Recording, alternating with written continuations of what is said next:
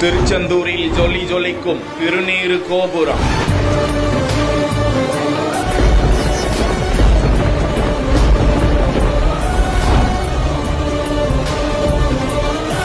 கடந்த 2009ஆம் ஆண்டு ஜூலை 2ஆம் தேதி கும்பாபிஷேகம் நடத்தப்பட்ட நிலையில் 15 ஆண்டுகளுக்கு பிறகு வருகின்ற ஜூலை 7ஆம் தேதிக்கு மகா கும்பாபிஷேகம் நடத்தப்பட தமிழக அரசு முடிவெடுத்து அதற்காக ராஜகோபுரத்தில் மட்டும் 16 கோடி ரூபாய் மதிப்பில் திருப்பணிகள் நடந்து வருகின்றன.